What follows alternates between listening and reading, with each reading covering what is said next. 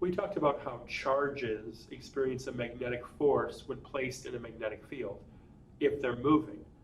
Well, a series of moving charges is an electric current, right? If you have a lot of charges moving along a wire, that is an electric current. So it stands to reason that those charges that move in a wire, that current, also experiences a magnetic force in a magnetic field. So electrons are the objects that experience the force as they move through the wire. Remember that protons don't move in a conductor. So those electrons that are free to move in the conductor as they pass through the magnetic field experience a magnetic force. But the electrons themselves, while they're free to move within a conductor, they're still bound to the conductor. They're still attached to the conductor. They can't just jump off of it. So any force that is exerted on those electrons, that force is transmitted to the conductor itself. So if you have a copper wire with current flowing through it, and you place that in a magnetic field, that magnetic field pushes on those moving charges, and those moving charges transmit that force to the wire itself. So the wire experiences a magnetic force. How big a magnetic force? Well, the equation is shown here. The magnetic force, F sub B, is equal to the current in the wire. If there is no current in the wire, then we say no charges are moving. If no charges are moving, there can be no magnetic force. So there has to be current in the wire. Depends on how long the wire is, because of course the longer the wire is in the magnetic field, the more charge you have moving, so the greater the force will be on the wire. It depends on the strength of the magnetic field. No magnetic field, no magnetic force. And like the earlier equation that talked about the magnetic force on a moving charged particle, it depends on the angle between the direction the positive charges are moving and the magnetic field itself. If the charges are moving parallel to the magnetic field, then the angle is 0 and there is no magnetic force because sine of 0 degrees is 0. If the current is perpendicular to the magnetic field, then we get the maximum magnetic force. So again, the terms here are listed on the right. I is the current in the wire, the direction the positive charges would go.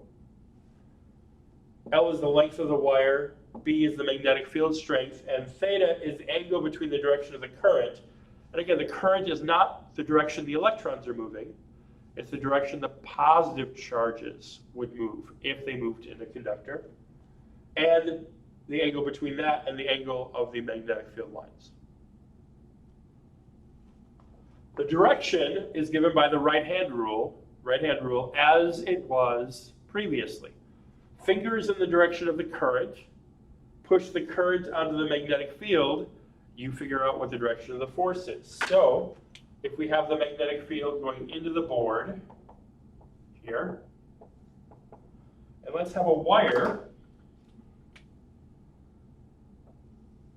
with current I going up. So current in this wire is going up in this magnetic field. What direction will the wire experience a force? Well, right-hand rule. Fingers in the direction of the current is going up. Push the current onto the magnetic field, which is into the board. Thumb is in the direction of the force. So the force in this case will be to the left. So this wire will feel a push to the left. Now, this has practical applications. We have to worry about this when we design, for example, high power lines. High power lines, or even just power lines bringing electricity into your house, that's current. The Earth has a magnetic field, so there's current going through those wires. Those wires are sitting in Earth's magnetic field, so those wires experience a magnetic force when current flows through them. So the wires have to be designed not just to hold themselves up against gravity, but to hold themselves against the force that is created as we push current through those wires, the magnetic force that is created as we push current through those wires. Now, the application of magnetic forces on current-carrying wires is actually one of the bases of what's called the electric motor. The electric motor takes electricity and creates motion. So, for example, a smart car, right? Or the Tesla. The whole point of a Tesla, an electric car, or a Prius, Prius also has a gas engine, but the electric motors take electricity stored in batteries and converts it to motion. Opposite of that, we'll talk about that later, is the electric generator, which takes motion and turns it into electricity. So this is similar to our discussion of forces on moving charged particles, but here we're talking about forces on current carrying wires. And we can set up wires in such a way where they can experience forces to create rotation.